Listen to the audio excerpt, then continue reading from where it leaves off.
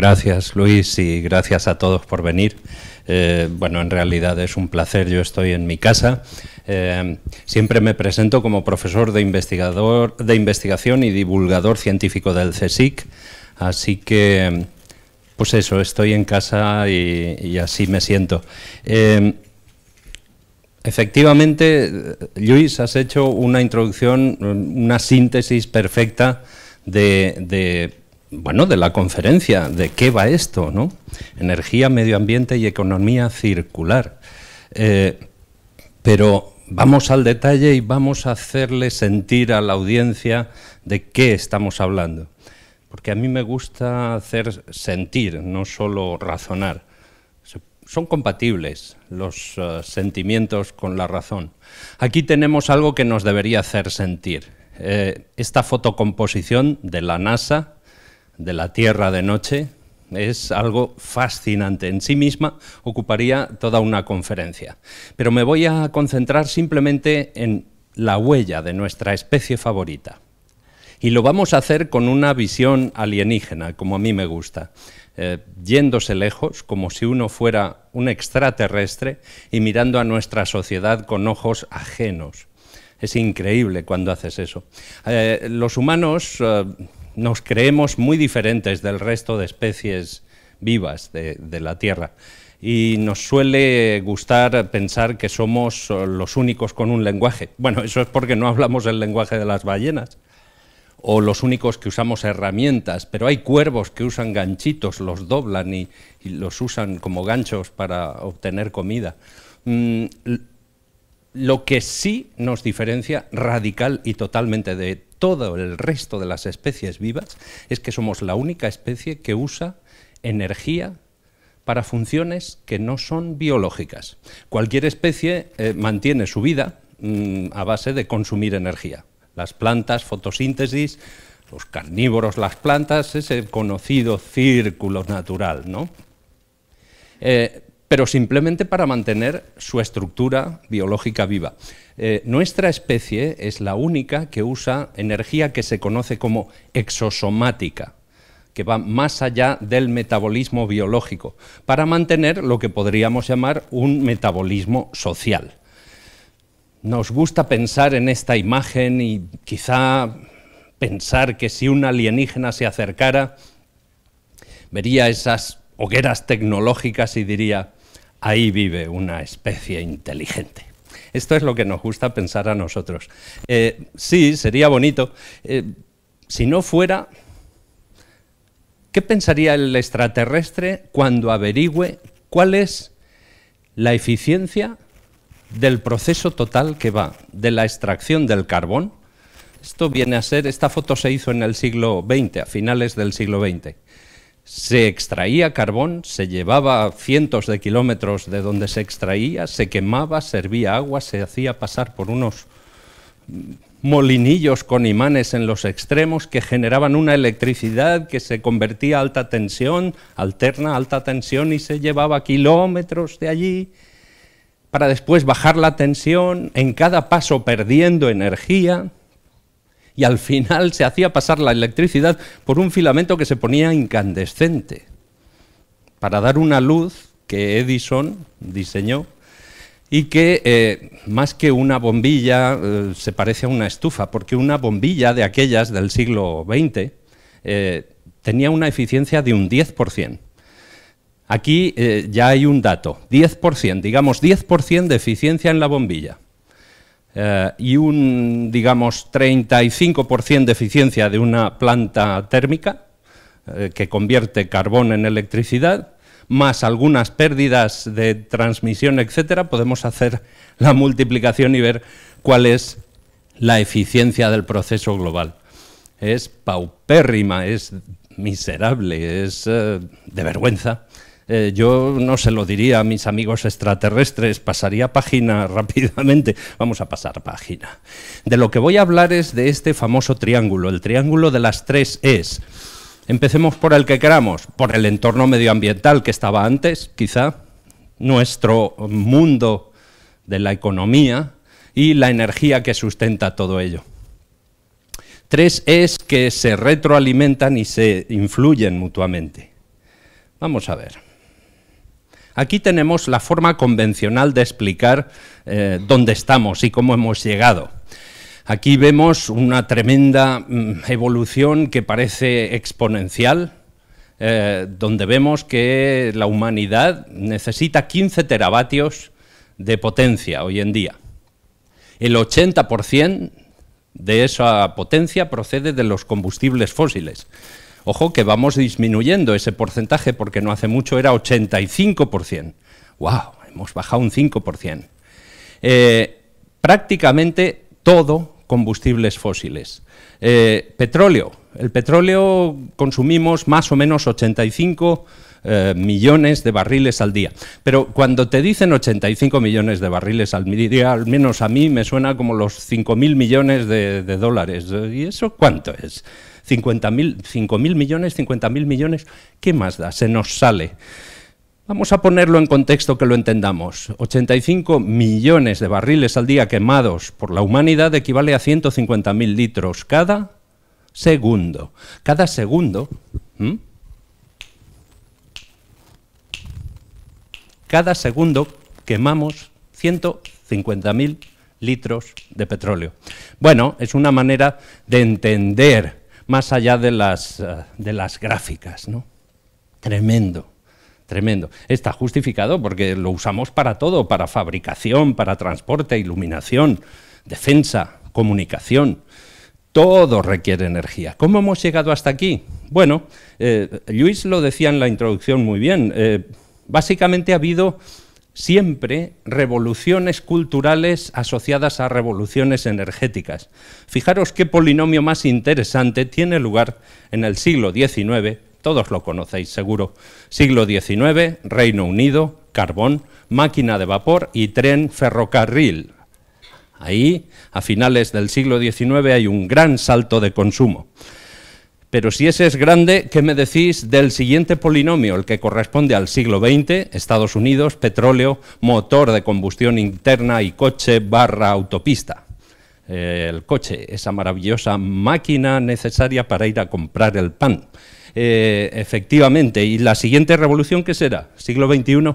A mí me gustaría poner Europa, de momento he puesto China. Veremos a ver. Bien. Os decía que esta es la forma convencional. Ahí se ve cuánta nuclear, cuánta hidroeléctrica, cuánto gas natural, petróleo, carbón. Pero esa no es la manera en la que a mí me gusta transmitir nuestra tremenda insuficiencia energética. Me gusta transmitirlo de forma más relacionada con lo afectivo, lo intuitivo. La palanca, la autoinsuficiencia humana, la palanca, ese maravilloso, probablemente el mejor invento de la humanidad después del pan con tomate, claro está, lo primero es lo primero. Pero sí, no contéis rayitas que hay 20, está equilibrada esa palanca y la usaré de metáfora después. Os voy a contar una historia de autoinsuficiencia humana. Nos creemos muy autosuficientes, pero si tuviéramos que alimentar nuestras propias necesidades de energía, con nuestra propia energía, con nuestra propia potencia, ¿cómo lo podríamos hacer? Bueno, se puede hacer, pedaleas y induces electricidad, se puede hacer. Además, ahora está de moda entrenar por potencia. Te vas al gimnasio, subes en una de estas máquinas infernales, pedaleas y te dice qué potencia desarrollas. Y te va a decir que son 80, 90, 100 vatios. Cualquier humano desarrolla 100 vatios. Bueno, quizá excepto Armstrong en estado dopado, que puede llegar a 400, quizá. Pero de ahí no pasamos. 100 vatios. ¿Qué se puede alimentar con electricidad de 100 vatios? Vamos a olvidar si es corriente alterna, continua. 100 vatios de potencia. Pues hombre, aquella famosa bombilla incandescente de la que hablábamos antes, que ya no debería estar en nuestras casas porque era verdaderamente funesta desde el punto de vista de la eficiencia. 100 vatios, ¿quieres una hora de luz? Pues pedaleas una hora, eso es 100 vatios hora, energía. 100 vatios potencia, 100 vatios hora, energía. ¿Qué más tenemos en casa? Esta la llamo la familia que pedalea unida, permanece unida.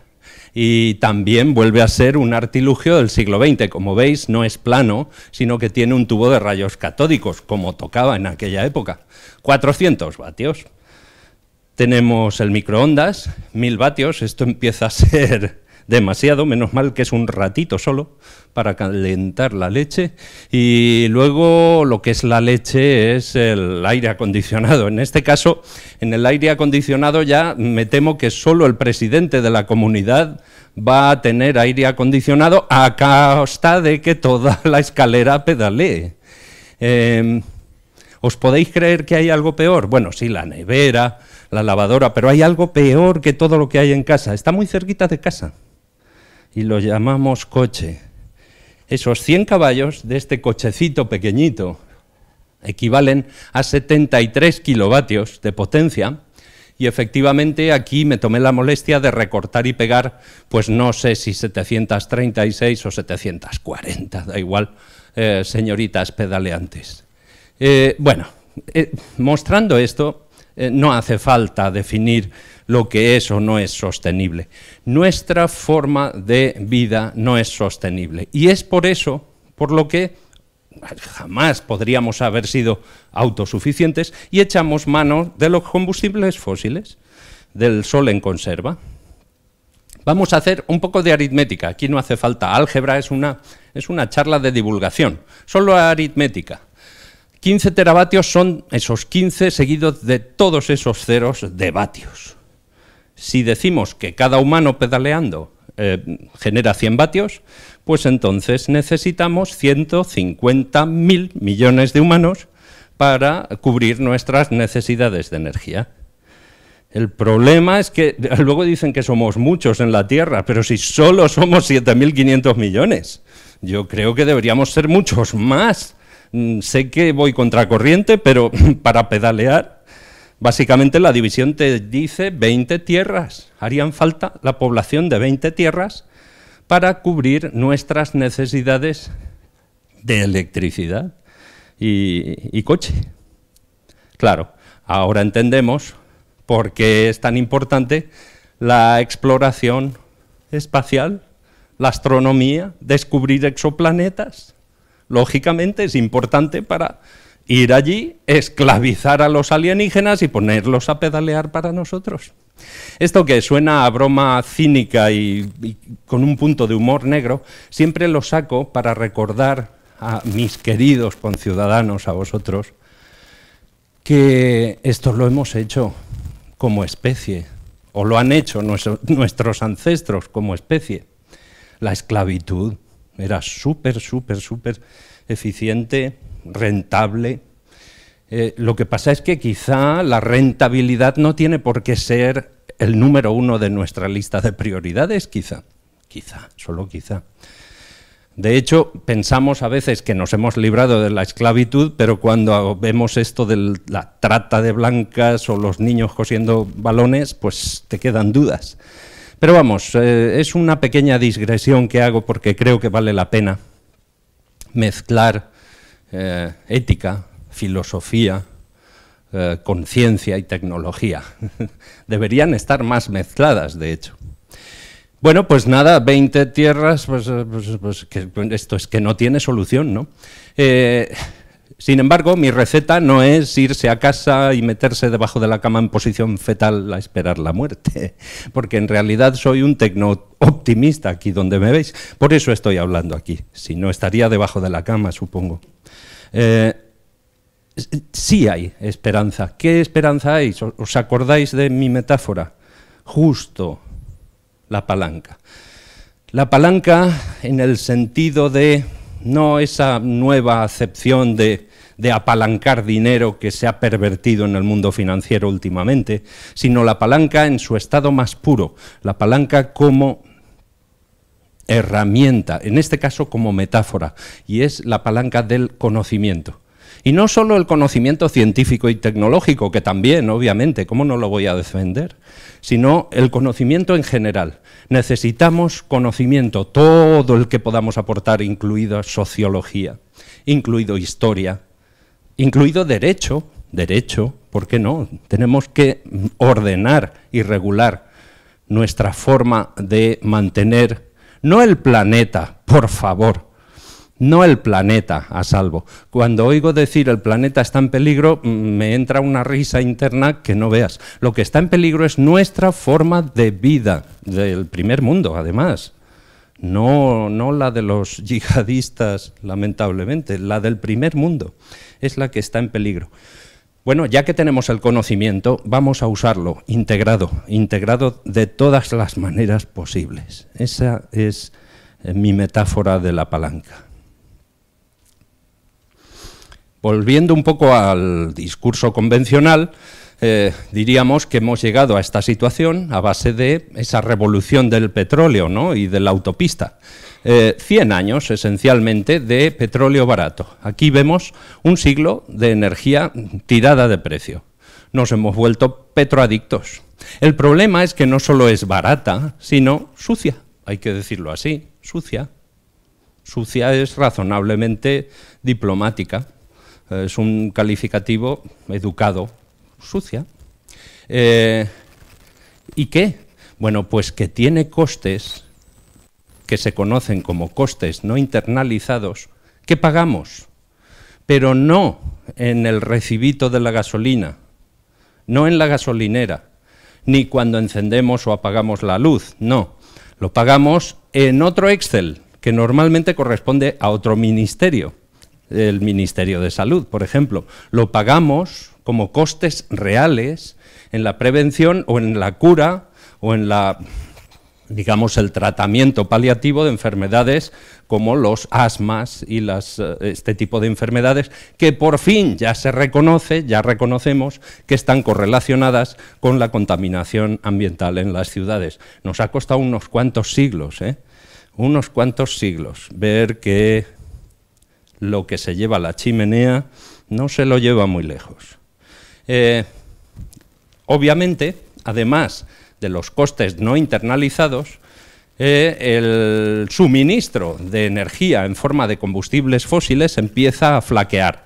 ¿Se está acabando? Bueno, digamos que no, pero ¿por qué ha subido tanto el precio si no se está acabando? ¿Estaremos tocando techo? Quizá no hace falta esperar a que, digamos, en este caso el petróleo se acabe para preocuparnos.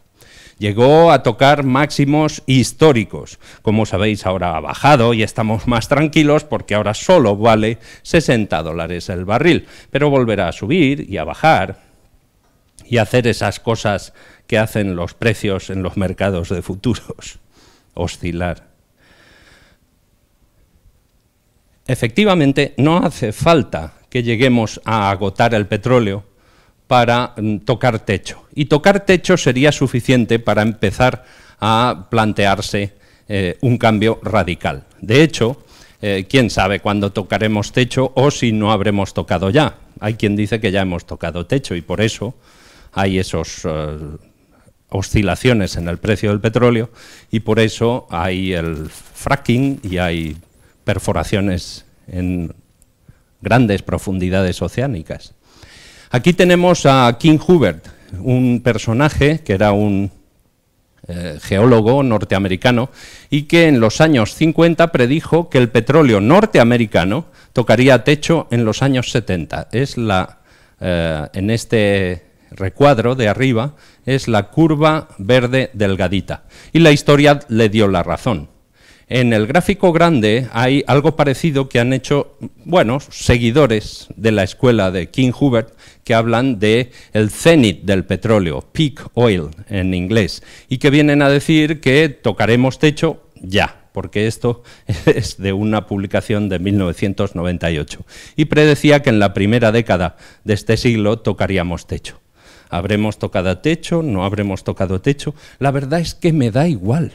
Lo que está claro es que estamos cerca de esa especie de curva en forma de campana que supondría la mitad de las existencias, no el agotamiento.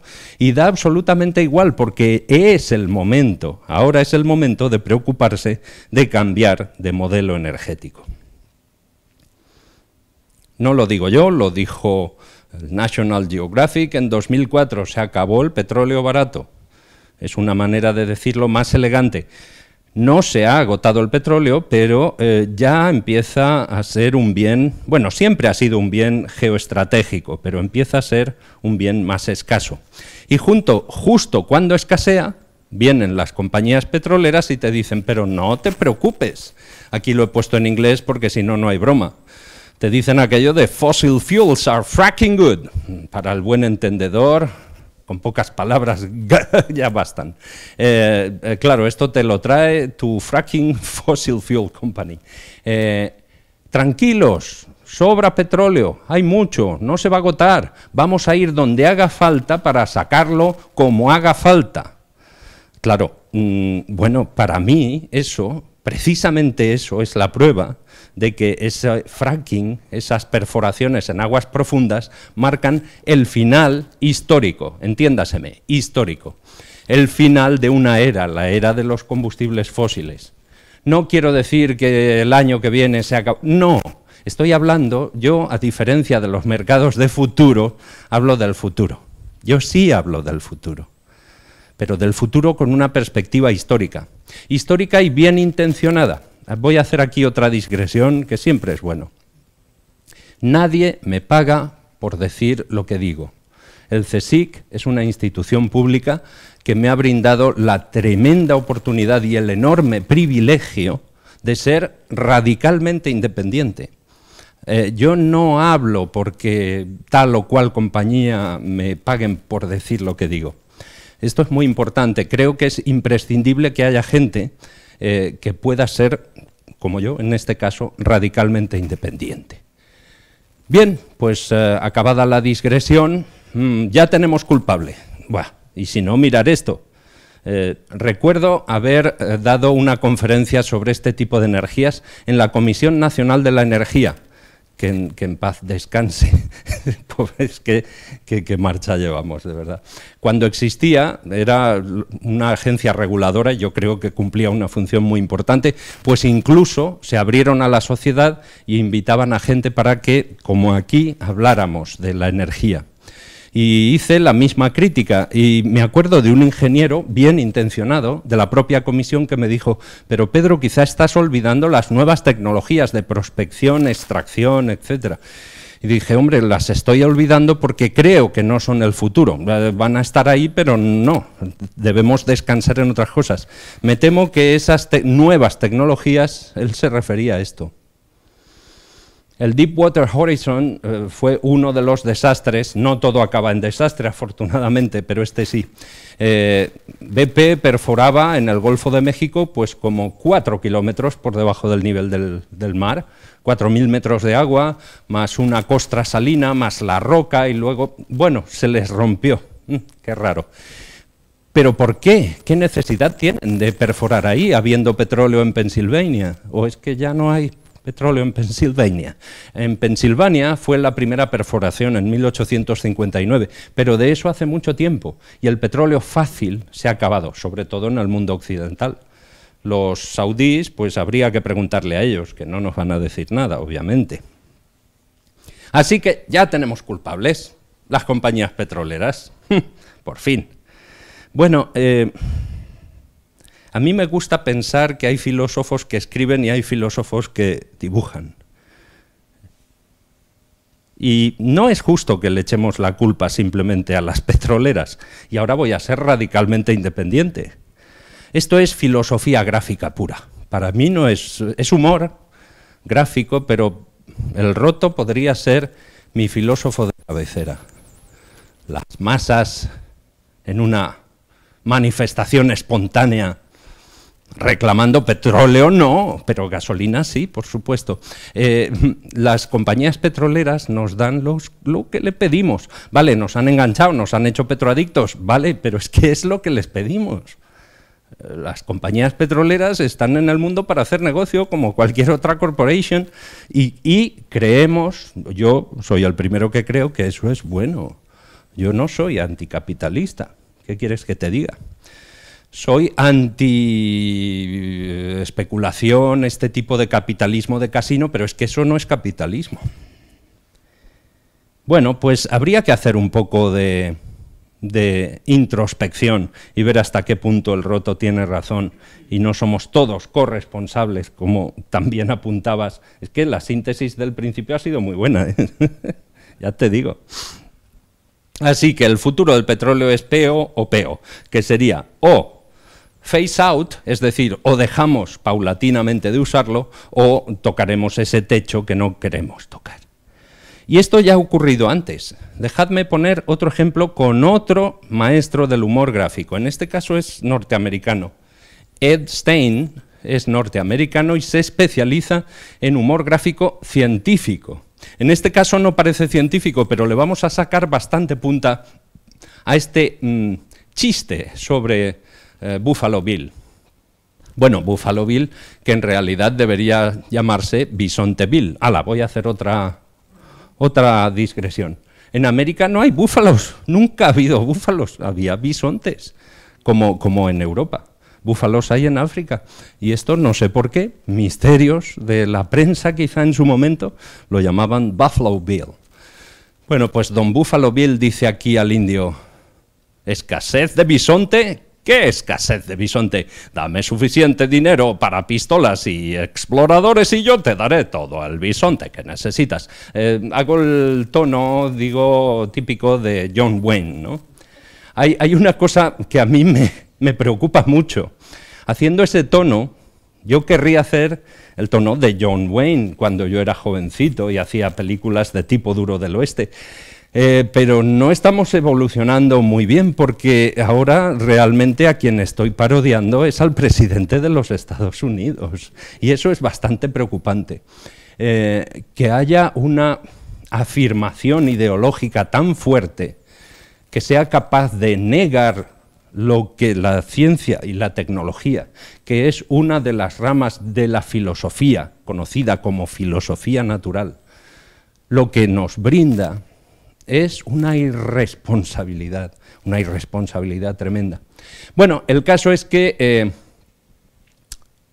esta parte de la especie humana se cargó los búfalos, mejor llamados bisontes, que eran la forma de vida, o al menos la fuente de proteínas de esta parte de la especie humana.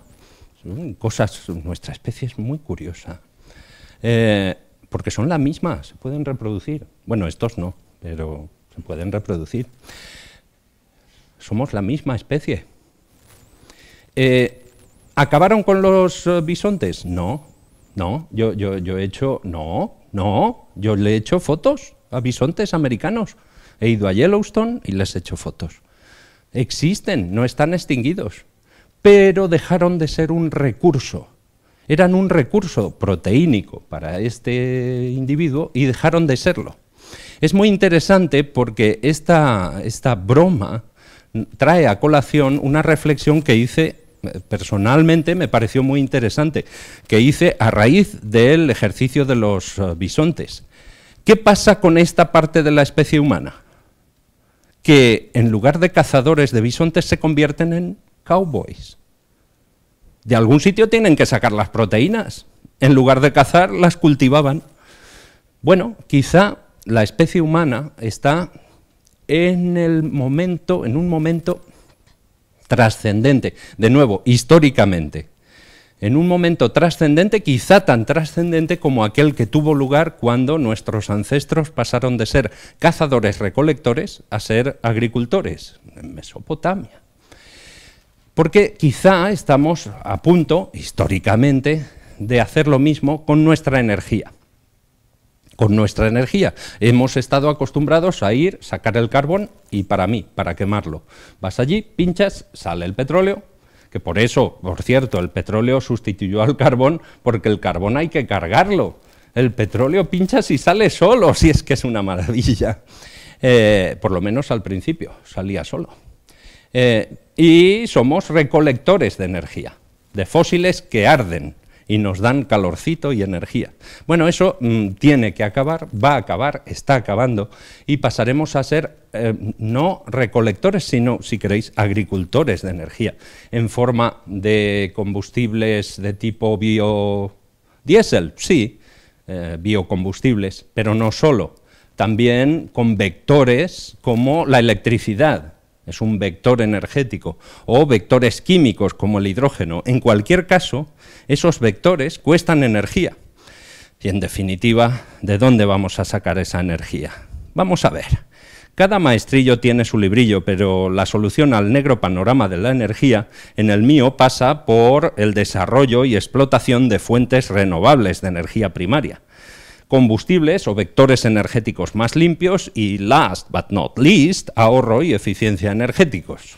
Bien, fuentes renovables, y vuelvo con el humor gráfico, no hace falta mirar muy lejos para verlas. Si miraran un poquito más arriba a este par de personajes, verían pues lo que en realidad todos sabemos. Esto es una de las múltiples gráficas que corren por Internet, no son noticias falsas, en este caso es cierto que el gobierno alemán las publicó, y vemos muchas esferas. A la izquierda, la esfera negra corresponde a todas las existencias de carbón en nuestro planeta, extraíbles. La gris mediana, lo mismo de gas natural, y la gris oscura más pequeña, 60, corresponde a todas las existencias extraíbles de petróleo. La esfera pequeñita, la más pequeña, la naranja, que dice 1, corresponde a las necesidades globales de energía de la humanidad en un año, y todas estas se corresponden a entrada anual. La más grande, la esfera amarilla, corresponde a la energía que nos regala el Sol, gratis, por supuesto, cada año.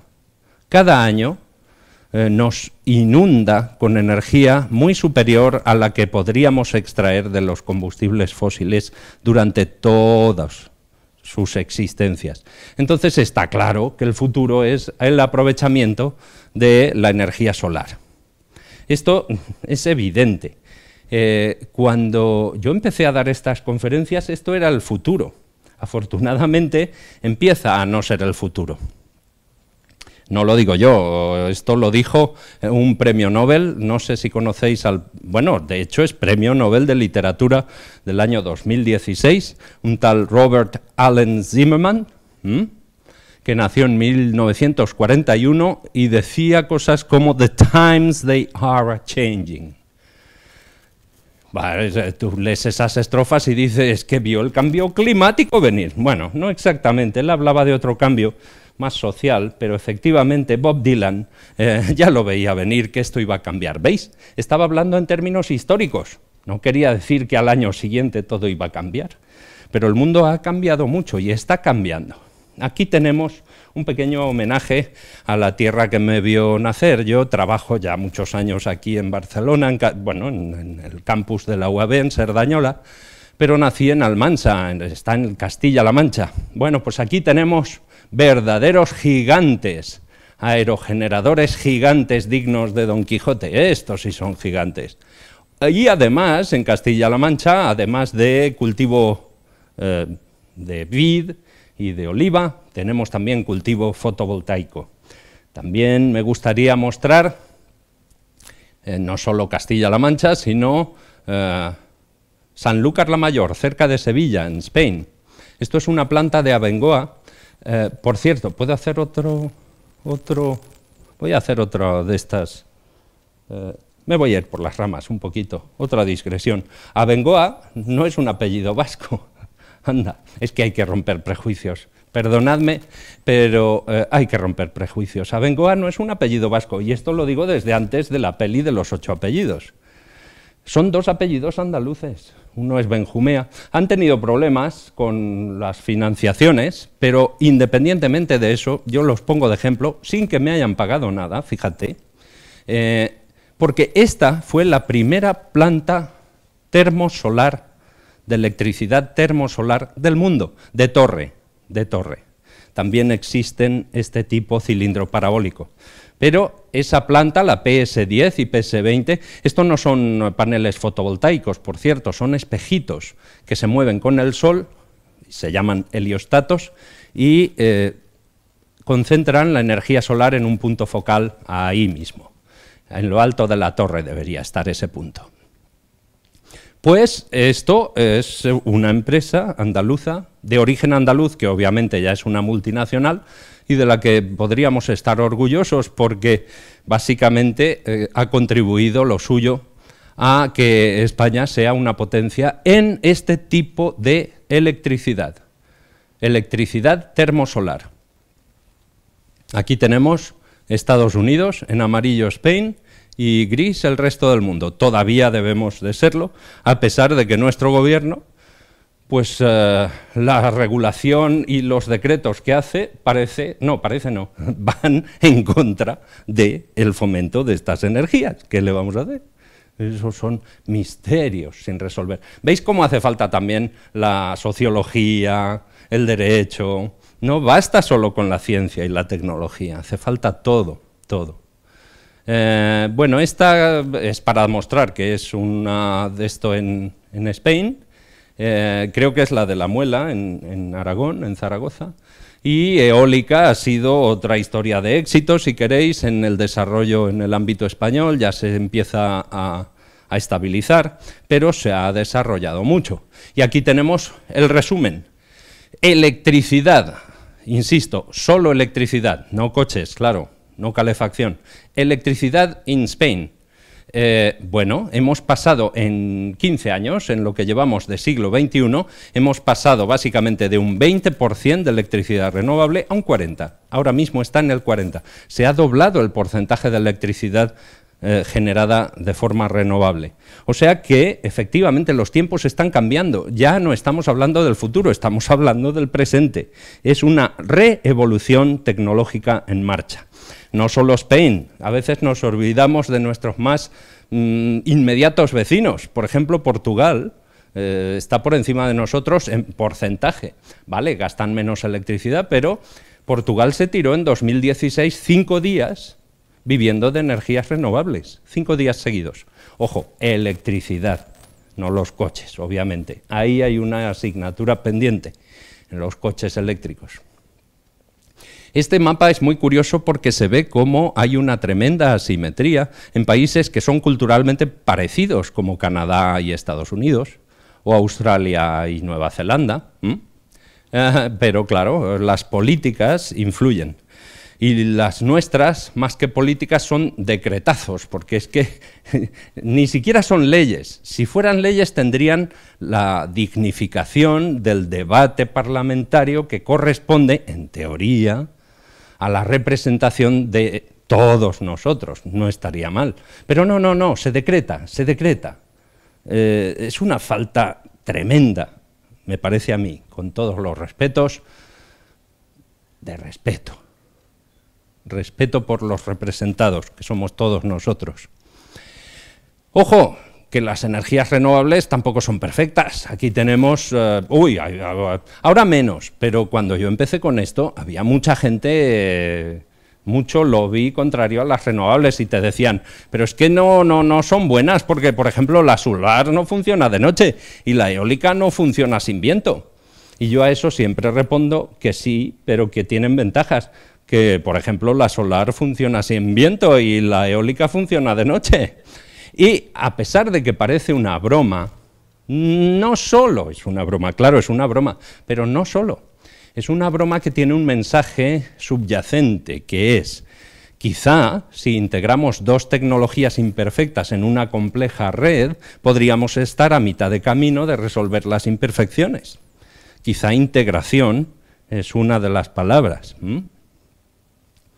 Claro, pero los enemigos de las renovables volverán a atacar de nuevo y dirán, sí, pero ¿y una noche sin viento? Ahí te he pillado. Pues para eso es para lo que sirve almacenar energía, que es a lo que yo me dedico, por eso lo que yo hago es tan importante. No voy a hablar de lo que yo hago, porque esta es una charla de divulgación. Intento transmitir hasta qué punto todo esto de lo que estamos hablando es mucho, pero mucho más importante. Yo me acuerdo en historia, se estudiaba, pues no sé, Napoleón, la invasión, 1808, tal. ¡Ay, por fin España ha acabado con el invasor! ¿Hasta qué punto sería diferente nuestra sociedad si todos habláramos francés? Sí, bueno, quizá no tendríamos los problemas que tenemos ahora, pero mucho más ha cambiado nuestra sociedad, la revolución industrial, la revolución científica, la teoría atómica. La han cambiado mucho más, de una manera mucho más radical. Me parece mentira tener que decir eso. Pero, en fin, esa es mi visión radicalmente independiente de cómo es la evolución y cómo la evolución tecnológica debería estar en los libros de historia. Mucho más que las efemérides gloriosas. 1492. La conquista. No, genocidio. No, descubrimiento. No. 1897. ¿Qué pasó ahí? Bueno, para eso tendréis que leer mi libro, Creadores de Futuro, pero fue un buen año, 1897. Bueno, por ejemplo, se descubrió la aspirina y se fundó la Juventus de Turín, increíble. Y un señor físico con nombre de televisor, J.J. Thomson, descubrió lo que eran los rayos catódicos, y rayos y truenos, si eso cambió el mundo. Descubrió el electrón. Bueno, ya me he ido otra vez por las ramas. Luis, tú si ves que eso, ¡plas!, me das una colleja, que si no voy a aburrir a mi audiencia hasta la muerte. Venga, seguimos. Almacenamiento de energía. Bueno, en realidad no es tan difícil. Esto es lo que era almacenamiento de energía en el siglo XX y ahora simplemente el reto titánico es convertir algo cuyo precio daba igual, porque lo ibas a pagar de todas maneras, en algo cuyo precio es vital, porque si no te compras uno de combustibles fósiles. Uno que daba igual cuánto iba a durar, porque total iba a durar más que el artilugio que alimentaba, y vas a cambiar de móvil antes, que uno que te tiene que durar 25 años. Pero bueno, es una pequeña cosa que con trabajar un poco duro en el laboratorio, y sobre todo si nos apoyan con becas, pues a lo mejor hasta lo conseguimos. ¿Y qué me decís de almacenar la energía renovable? Bueno, hay toda una reevolución en marcha, y esa reevolución va a ser posible gracias a revoluciones científicas. Por ejemplo, como la que tuvo lugar con ese descubrimiento del electrón. Pero aquí tenemos un posible modelo, energía centralizada o distribuida. A veces pienso que la verdadera disyuntiva no es nuclear, sí o no. Yo no soy muy nuclear, lo podemos dejar para el turno de preguntas si queréis. No soy antinuclear, pero no es que lo defienda. ¿Renovables sí o no? Quizá la disyuntiva es centralizada o distribuida, es decir, hay una gran compañía que genera la electricidad lejos y nos la trae y nos la vende a precios con unos reguladores absolutamente aberrantes, o la generamos nosotros de forma distribuida, cada uno en su casita. Ojo que no es tan idílico, ¿eh? Necesitaríamos integración en red, porque eso de cada uno en su casita, y si te sobra, y si te falta, no es trivial. Pero la respuesta, para mí, de momento sí es trivial. La respuesta no sería cuál es el modo ideal, sino en qué dirección debemos evolucionar. Y la dirección en que debemos evolucionar, sí, para mí sí está claro que es, más que una disyuntiva, evolucionar hacia un modelo híbrido en el que haya energía centralizada y distribuida. Aquí he puesto fotovoltaica y térmica en casa. Y si además tenemos una unidad doble de distribución y almacenamiento y movilidad, que podemos llamar coche eléctrico, que es mejor, pues mejor. Este es el modelo, esto es una red inteligente o smart grid, y es uno de los modelos que podrían abrirse paso en una sociedad, la de la energía, con tremendos lobbies e intereses. ¿Cómo se hace esto? Quizá poco a poco, luego veremos con la economía circular cómo se hace esto. Pero primero voy a hacer una digresión, si puedo, insisto, si me paso, me das una colleja, Luis. Pero es que creo que es necesario meter estas digresiones que nos hacen ver cómo la ciencia y la tecnología se crean en una sociedad. Y esta es una imagen de un cuadro del Museo del Louvre. Y cuando esta sobre todo la voy a compartir con vosotros, pero a mí me gusta presentársela a los chavales de bachillerato, a la gente del instituto, a los chavales jóvenes. Y les digo, si vais al Louvre, no perdáis el tiempo yendo a ver la Gioconda, porque está detrás de un cristal de 2 dedos de grueso desde que un descerebrado intentó matarla. Y lo único que ves es a los japoneses y sus cámaras intentando hacer fotos delante de ti. O sea que no, una buena lámina casi que es mejor. Piérdete por el Louvre y encuentra cosas maravillosas como esto, inesperadas como esto. Claude Guillot, 1710. Los 2 carruajes. Y hazte preguntas. Haceros preguntas. ¿Qué es esto? ¿Es un accidente de tráfico? ¿Es una disputa de paso entre 2 carruajes? ¿Qué es eso? ¿Parece un juez? ¿O es un guardia de tráfico en forma de juez? O preguntas más interesantes como en 1710. ¿Había ya vidrio en las ventanas en 1710? Y en 1610 y en 1510, ¿desde cuándo tenemos vidrio en las ventanas? ¿Y para qué sirve? Eso no hace falta preguntárselo. O preguntas todavía más profundas como, ¿cómo coño cabe la cofia esa en el carrito? Y le digo a los chavales que da igual lo que se pregunten, que se lo pregunten. Que se pregunten por qué. ¿Por qué hemos llegado a esta situación? ¿O cómo podríamos hacerlo mejor?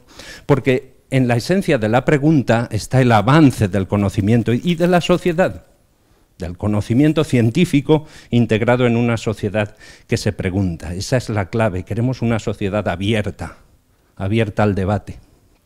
Bueno, pues dejemos ya la digresión del Museo del Louvre y pasemos de vuelta al equilibrio de las 3 E's. Hemos hablado de energía y ahora vamos a hablar de entorno medioambiental, porque junto con el tremendo gasto de energía que parece que crezca exponencialmente, los recursos de nuestro planeta, que, oh sorpresa, no son infinitos, son muy grandes, muy gordos, muy largos, pero finitos, porque nuestro planeta es finito.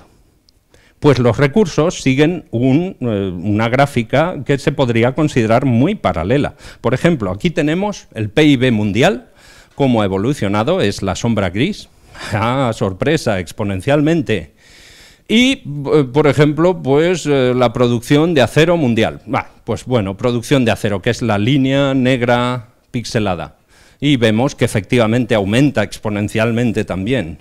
¿Qué más aumenta exponencialmente? ¡Wow! Todo aumenta exponencialmente. Mira qué casualidad. Producción de litio mundial en azul. ¡Wow! Aumenta exponencialmente con nuestras baterías de litio. Y de molibdeno, pues aumenta también en grado aparentemente exponencial, gracias a los aceros, probablemente. Caramba, con la exponencial. La gente que escribe... Y esto sigue un desarrollo exponencial o un aumento exponencial, lo escribe porque no saben realmente lo que es una exponencial. Porque si la subieran, sabrían que es absolutamente insostenible. Pero sí, efectivamente, las tierras raras, cada vez usamos más tierras raras y como son raras empiezan a ser cada vez más escasas. Por cierto, son raras más que nada porque están dispersas, muy dispersas y son difíciles de aislar unas de otras.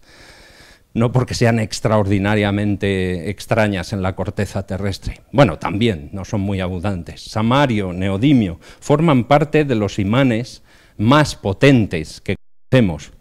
Esos imanes los necesitamos para tecnología como, por ejemplo, nada del otro mundo, incluso renovable para nuestros aerogeneradores. La inducción electromagnética necesita de imanes y esos son los mejores que tenemos. Necesitamos imanes permanentes.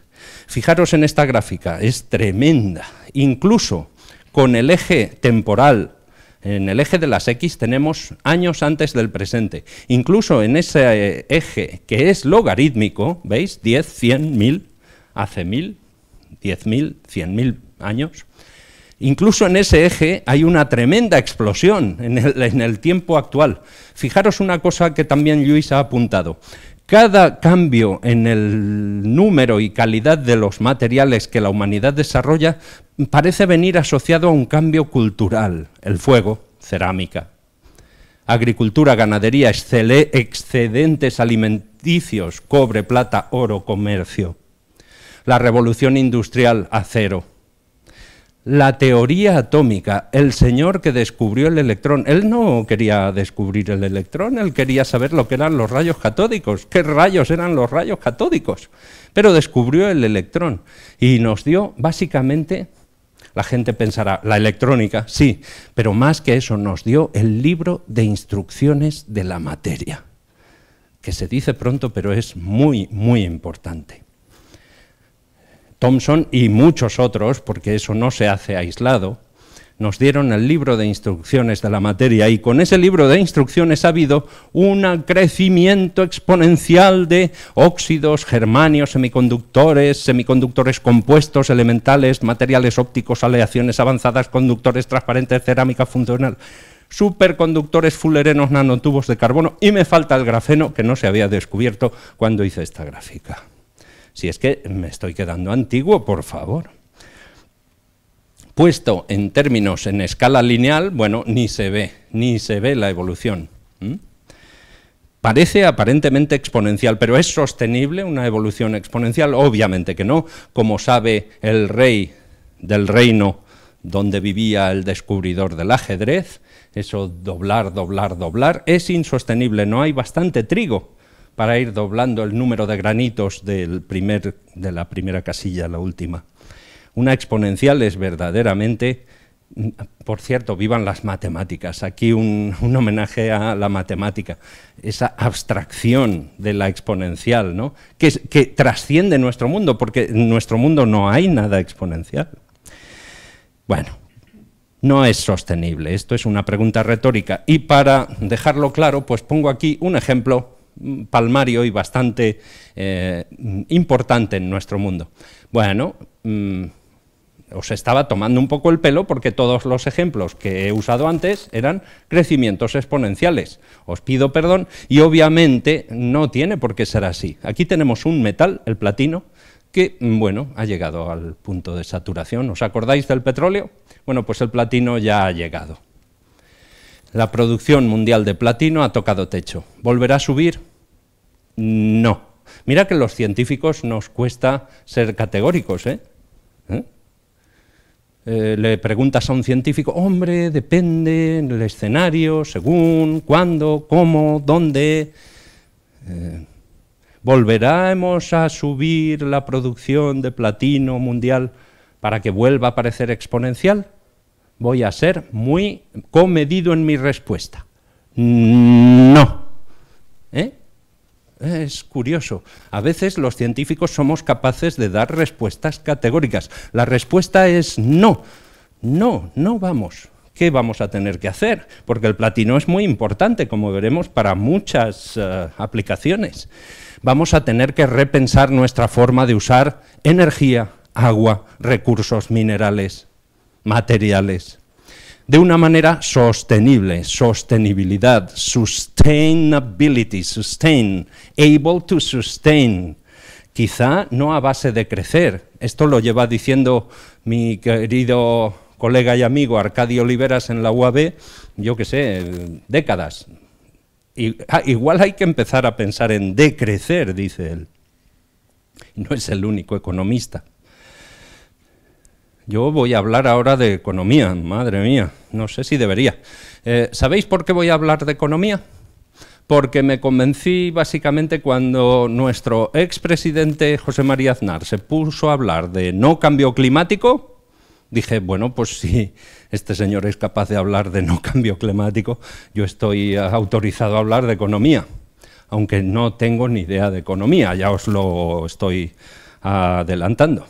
Pero mirad, aquí está, pero si la economía es muy fácil, mira, aquí está, mira, la rueda, vamos a ver, necesitamos capital, 1,5 kilos de capital, 12 kilos de trabajo, materias primas por abajo, enchufamos energía, crunch, crunch, crunch, y sacamos productos, bienes y servicios, ya está.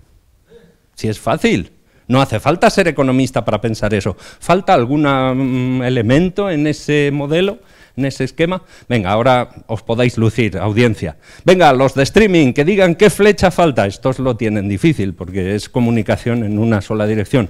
Desde aquí saludo en una nueva digresión a mi audiencia en streaming. Bueno, obviamente la flecha que falta es esta. Basuritas y residuos. Cada proceso, cada móvil que se fabrica genera basuras, residuos, lo que la termodinámica nos comenta como entropía. Sí, basuras y residuos. Bien, aquí tenemos pilas y baterías. La diferencia, primarias, secundarias, en definitiva, residuos, incluso tóxicos, plomo. Me acuerdo de ver una página web del lobby del plomo que decía el reciclaje de plomo, historia de reciclaje, historia de éxito del reciclaje, el no va más del éxito del reciclaje. ¿Por qué?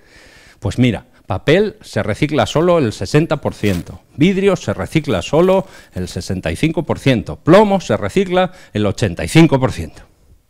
¡Hala! Y se quedaron tan tranquilos, como si el plomo, que es tóxico, como metal pesado que es, fuera comparable al vidrio, que no es tóxico, o al papel. ¿Qué pasa con el 15% de plomo que no se recicla?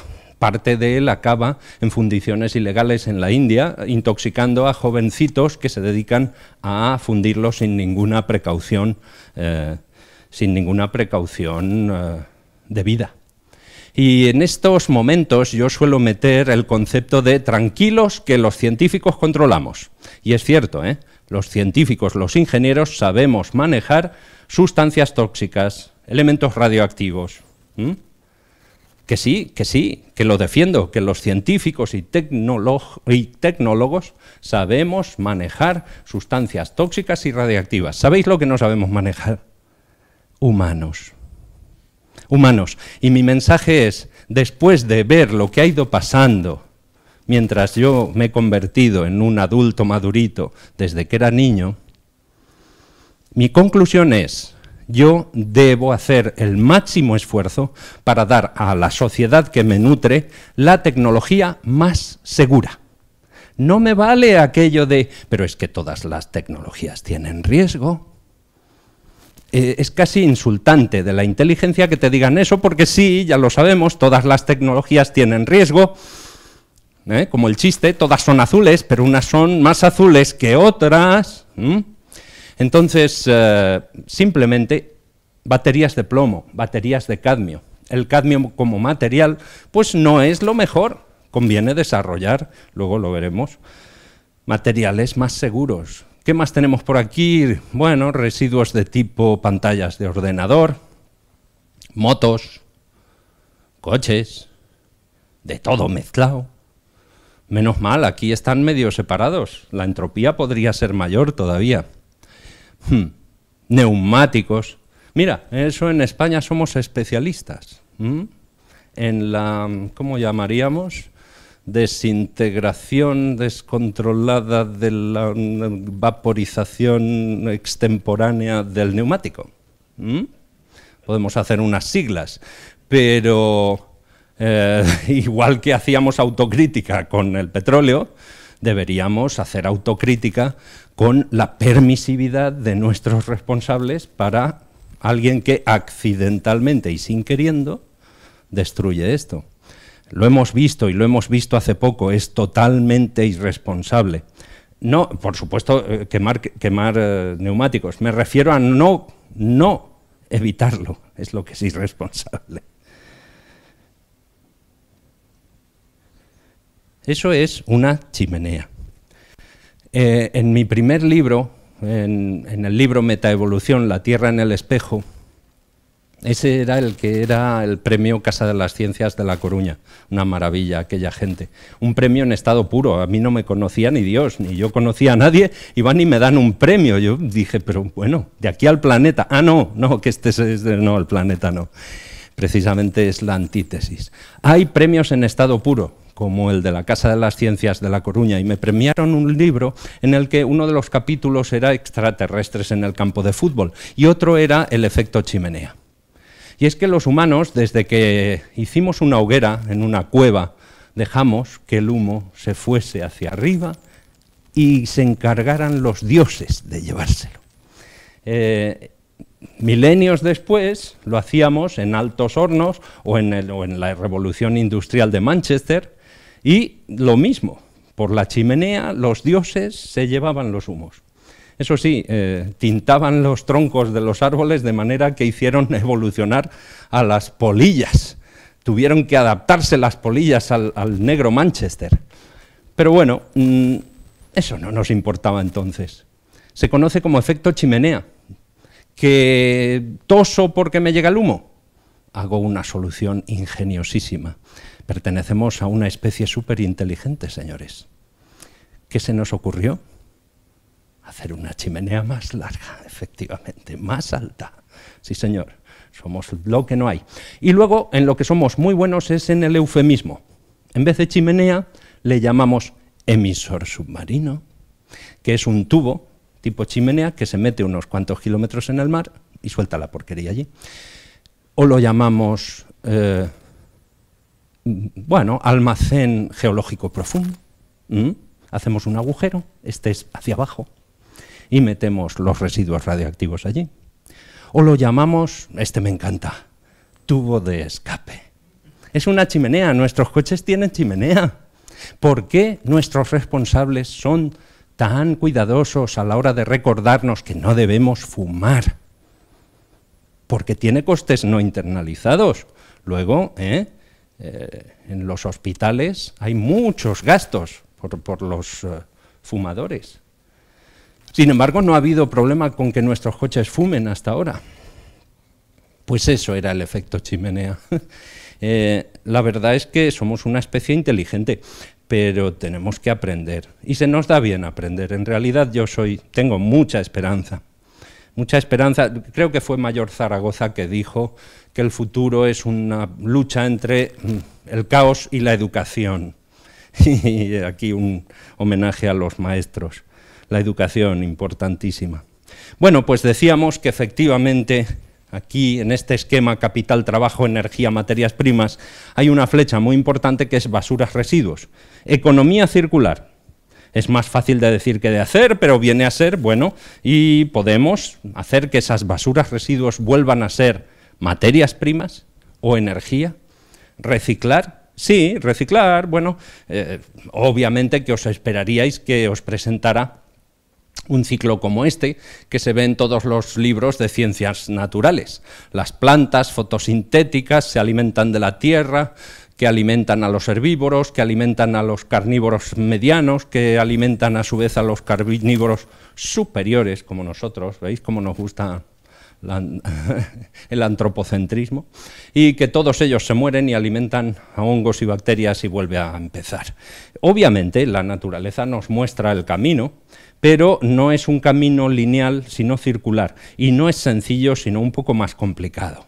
Pero en definitiva, la economía circular podría hacer que viéramos la ciudad con otros ojos, ojos de artista, como aquí, o ojos de emprendedor y gente de negocios. Se puede hacer negocio.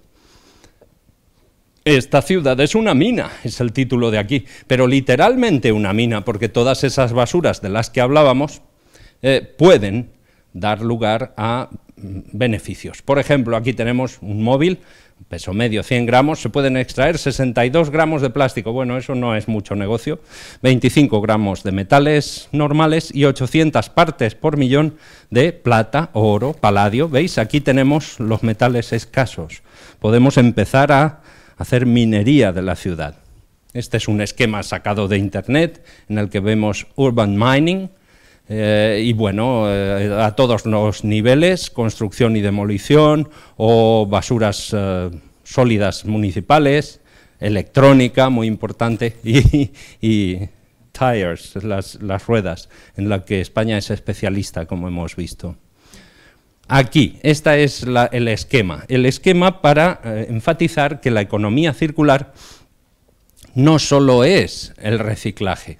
De nuevo, en la introducción, otra síntesis. Tenemos reciclaje y mucho más. Son distintos círculos que cierran estos círculos en distintas etapas del proceso de extracción y producción de materiales, fabricación de componentes, manufactura, distribución, hasta el vertedero o la incineradora. Y cada uno tiene que ver con un cambio de cultura de la explotación y el uso de bienes y servicios. Bienes y servicios, también los servicios cuestan energía. Por ejemplo, reciclar materiales volvería aquí al proceso de fabricación de componentes, pero la reutilización de componentes usados también nos ahorraría energía y recursos. Reponer existencias. ¿Qué quiere decir esto? Uy, no, eso ya no se fabrica. Pero si eso es del año pasado, ¿pero usted en qué mundo vive?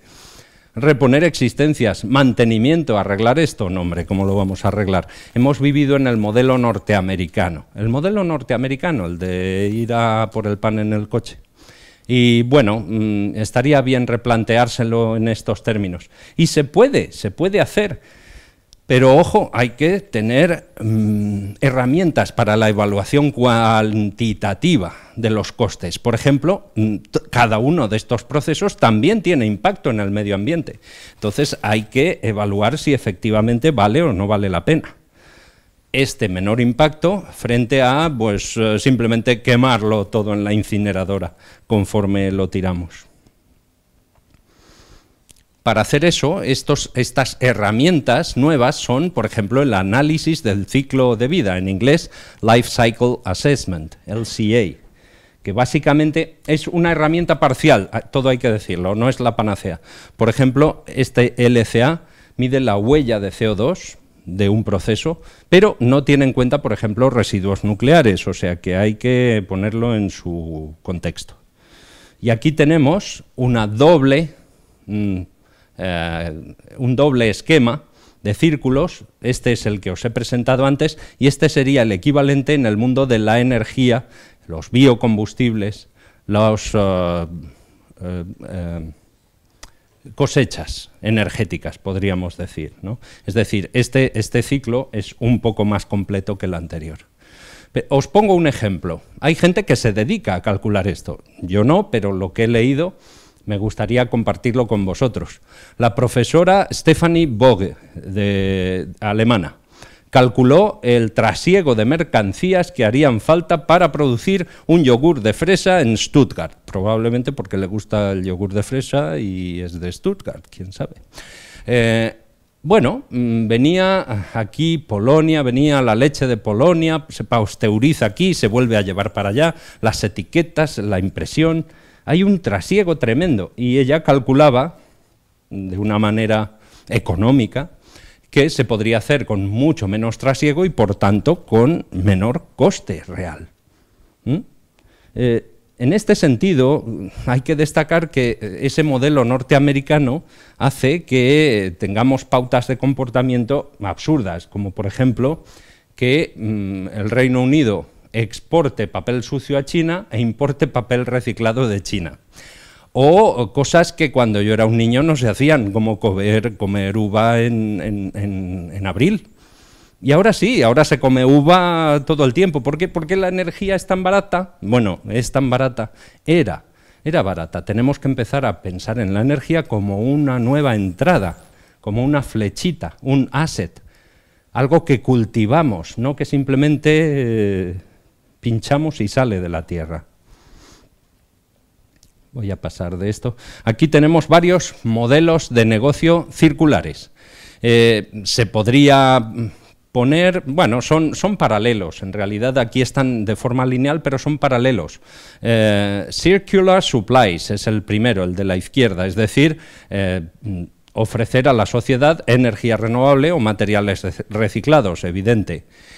Procesos de recuperación, pero hay algunos otros como extensión de la vida de un producto. Es decir, quizá, bueno, yo he llevado un par de zapatos al zapatero Remendón en Cerdañola, quiero decir esto, se suponía que estaba fuera, no, va a volver a la ecuación. Sharing platforms, dice aquí, plataformas de compartir. Bueno, en mi caso, mira, voy a hacer aquí un pequeño anuncio, tampoco me pagan, pero yo soy cooperativista, soy de Som-Energia. Som-Energia, alguno de vosotros lo conoceréis, es una gloriosa, diría yo, cooperativa, que ahora está en el ámbito español, pero que empezó aquí, en Casa Nostra, en Girona, y bueno, se trata de una cooperativa que garantiza que tu electricidad es renovable, 100%. Entonces, yo soy el socio, lo digo con mucho orgullo, socio en 1951 de Som-Energia, que somos ya 10.000, o sea, que soy de los antiguos. Bueno, pues ahí andamos. ¿Parece esto muy humilde, muy pequeño? Sí, sí, es muy humilde, es muy pequeño. Pero somos el sumatorio de muchos humildes y pequeños, claro. Y finalmente, producto como un servicio. Esto es interesante. Ahora tenemos nuestro coche. Movilidad seguirá habiendo, pero quizá no nuestro coche. Quizá el coche eléctrico se haga leasing. De momento yo voy con mi Prius, que lo tengo que amortizar. El Tesla tendrá que esperar. Que el sueldo de profesor de investigación no da para tanto. Ahora hago aquí un pequeño apunte por si alguien me está escuchando. Bueno, no solo... Está de moda esta economía circular, pero no porque sí. Aquí tenemos la prestigiosísima revista Nature haciendo un número especial para la economía circular, 2016, ¿vale? Y en relación a la ciencia y la tecnología, ¿qué podemos hacer? Bueno, un montón de cosas. Aquí me voy a ceñir sobre todo a materiales porque es el ámbito que domino, pero ingeniería, obviamente que igual. Tanto en generación o conversión, que dirían los físicos, como almacenamiento, como uso, hay montones de materiales y dispositivos en los que estamos trabajando. En todos esos aspectos hay revoluciones pendientes. Para hacer la reevolución tecnológica necesitamos revoluciones científicas que pueden tener que ver con el hidrógeno o los biocombustibles o las energías renovables, solar, fotovoltaica, térmica o las baterías o los supercondensadores o los LEDs. Y conforme nos alejamos del centro es como una estructura fractal con más y más aristas. Y cuando llegamos a los ejemplos, pues los ejemplos son muy arbitrarios, son los que a mí se me han ocurrido porque me gustan, pero habría una galaxia de otros ejemplos posibles. Y no voy a hablar mucho, pero me gustaría compartir con vosotros un par de notas sobre evolución en el mundo de la energía solar, quizá del hidrógeno. Baterías es lo que yo hago, pero creo que no voy a hablar por falta de tiempo. Energía solar. ¿En qué puede la ciencia y la tecnología mejorar la fotovoltaica? Bueno, de hecho, esta gráfica, que es de un review de 2007, aquí vemos de Nate Lewis, que es un tremendo especialista norteamericano, muy bueno, un colega buenísimo, ya es un poco antigua porque nos dice que pasaríamos de la zona verde, 1, donde vemos coste alto y eficiencia baja, a la zona roja, 2, que es coste bajo, pero eficiencia todavía baja. Eso es lo que hemos hecho en estos años, de 2007 a 2017, estamos ya en la zona 2. De nuevo, el futuro está aquí. Nate Lewis predice que gracias a la nanotecnología, el límite de eficiencia de una sola celda fotovoltaica, que se podría considerar que está en torno a un 30%, este límite se podría superar al doble, este límite termodinámico en el caso de nanomateriales. Y que en el futuro, que no será muy lejano, llegaríamos a esta zona 3 de color naranja en la que las tecnologías fotovoltaicas tendrían un coste bajo y una eficiencia mucho más alta. Pues ahí tenemos a los científicos investigando en cómo implementar eso. La ciencia fundamental nos dice que es posible. Ahora la ingeniería y la ciencia se tienen que poner de acuerdo para ver cómo hacerlo posible. Otro ejemplo, lo decía del hidrógeno y las pilas de combustible. Aquí tenéis el platino. El platino es un metal precioso, precioso en el sentido de que es escaso. Y hay el que hay, no hay más.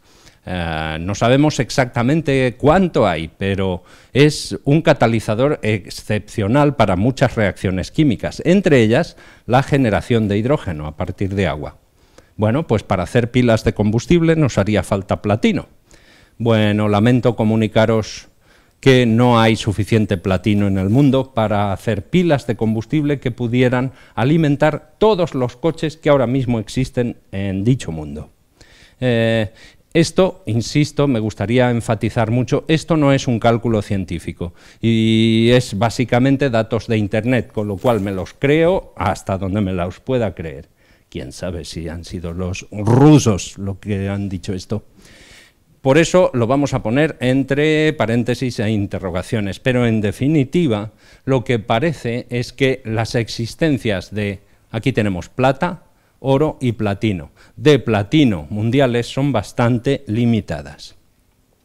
Haciendo un cálculo que os voy a ahorrar de las existencias de platino y cuánto platino haría falta por cada pila de combustible para un coche, se hace una división y te sale que el platino del mundo daría para esto, 7 por 10 elevado a 8 coches.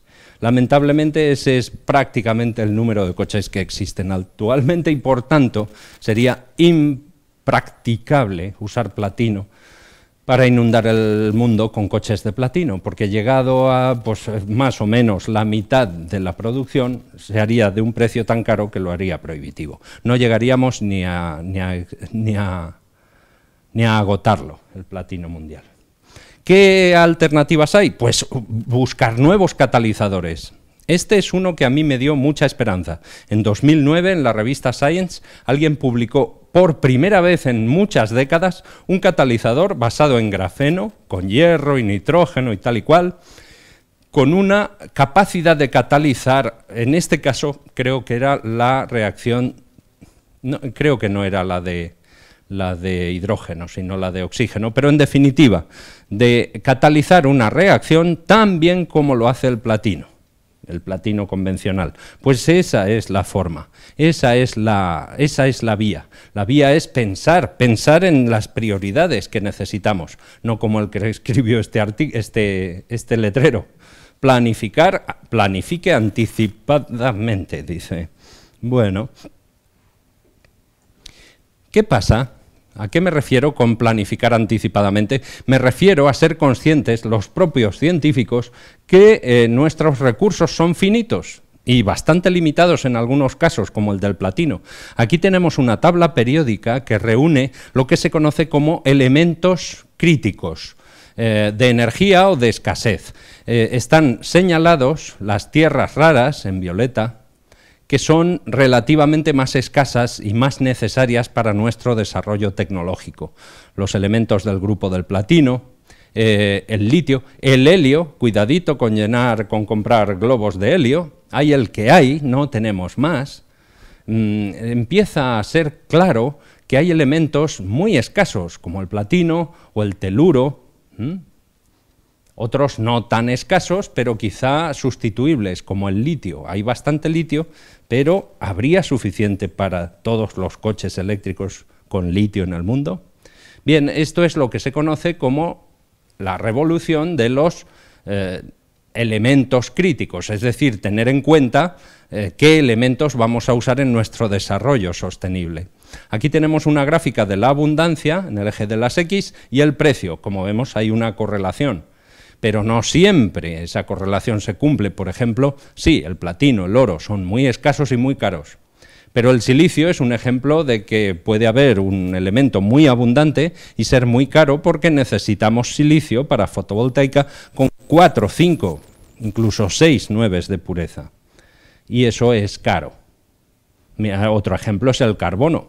El carbono como carbón del que se quema es súper barato y abundante, pero aquí tenemos el carbón en forma de diamante. Bueno, ese es súper caro, por muy abundante que el carbono sea. Aquí hay una serie de elementos críticos que incluyen teluro y germanio, por ejemplo, para semiconductores compuestos, fotovoltaica, el platino, como os he contado, para pilas de combustible, el coche de hidrógeno, el neodimio y las tierras raras para imanes permanentes que hagan posibles los aerogeneradores, el litio en baterías de litio, el renio en aleaciones, turbinas son esto, aleaciones de alta resistencia a temperaturas extremadamente altas, o el terbio en iluminación sostenible. Estos no son sostenibles, los podemos usar, pero a medida que se universalice la tecnología tendremos problemas. El colmo es cuando mis colegas, Paul Alivisatos es un nanocientífico respetadísimo en el mundo. Bueno, pues yo, mira, le voy a hacer una crítica. Cuando gente muy respetada en el mundo científico me dice que estas maravillas de colores los obtiene a partir de seleniuro de cadmio, yo lo que le diría es, si se trata de un estudio científico fundamental, vale, lo que sea. Todo vale para estudiar lo que sea, ningún problema.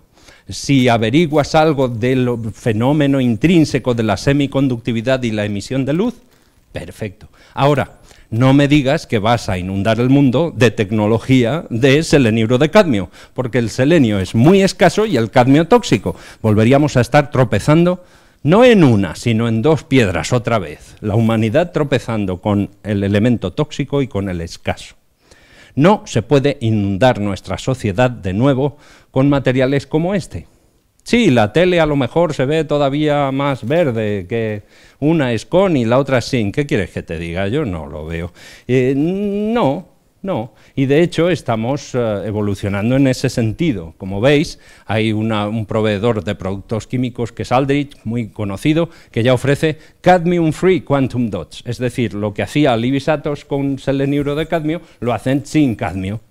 Es decir, que tenemos una oportunidad de oro y es un desarrollo en el que podemos llevar a la vez el desarrollo tecnológico y la vigilancia de la tecnología que estamos desarrollando. Nanociencia y nanotecnología pretenden hacer eso, desarrollar grafeno, pero a la vez vigilar no vaya a ser tóxico. En eso tenemos una posición como nunca hemos tenido en nuestro desarrollo científico y tecnológico.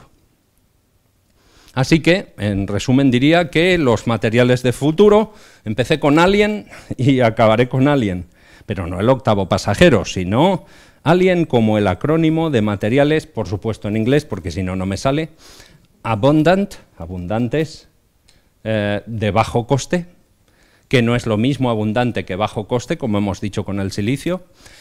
Improved performance viene a querer decir que, además, ese nuevo material conviene que mejore el estado del arte de lo que tenemos actualmente, porque si no, no se vende. Que sea amigable, eco-friendly, amigable con el medio ambiente, sin duda.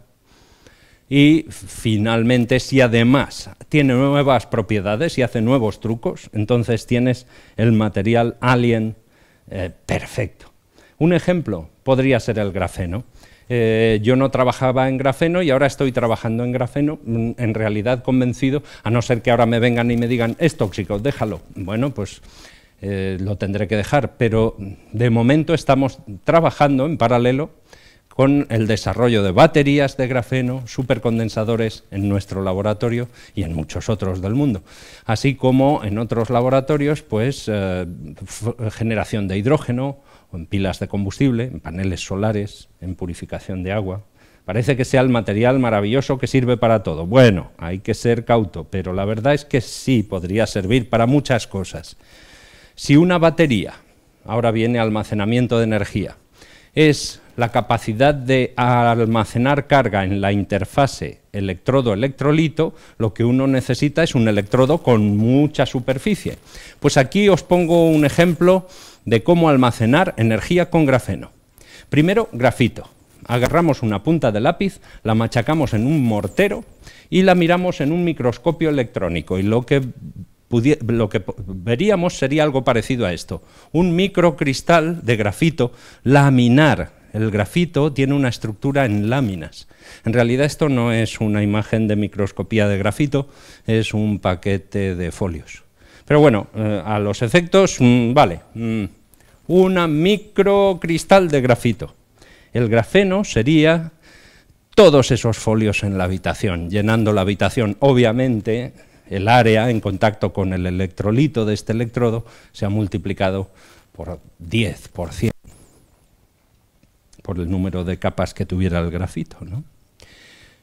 Así que, sí, es grandes promesas, el grafeno, los nuevos materiales, materiales avanzados, que quiere decir que se avanzan, se adelantan a su aplicación. Y en el futuro nos esperan nuevas fronteras, nuevos mares de conocimiento, pero ¿será sostenible o no será? El futuro será sostenible o no será, yo lo tengo muy claro. Tenemos que ir en esa dirección. En definitiva, esas nuevas fronteras podrían ser... Es que a menudo nos enzarzamos en invadir Marte. Bueno, no es invadir, o sí es invadir. Bueno, es ir allí y decir que es nuestro, es lo que hemos hecho siempre, ¿no? Bueno, pues invadir Marte. ¿A quién le importa si hay bacterias por ahí abajo? Colonizaremos Marte, curaremos el cáncer... o metas todavía más difíciles como España, que vuelva a ser campeona del mundo de fútbol. Todo es posible, pero si nos aseguramos una fuente de energía sostenible, es decir, segura y que se pueda sostener en el tiempo. De manera que lo que queremos evitar es eso, este tipo de planificación, esta especie de barco o carabela es maravillosa, pero me parece que este náufrago no va a salir de su planeta, este paso. Creo que no lo ha planificado bien. Esto es lo que tenemos que evitar. Así que espero haberos convencido y compartido un buen rato con vosotros. Uy, no se ve. Arriba dice neoenergy.cat, que es la página web profesional de mi grupo, y también está cienciateca.com, que no lo pongo porque me da vergüenza, porque hace tanto que no la pongo al día, pero a ver si la pongo al día pronto. Muchas gracias.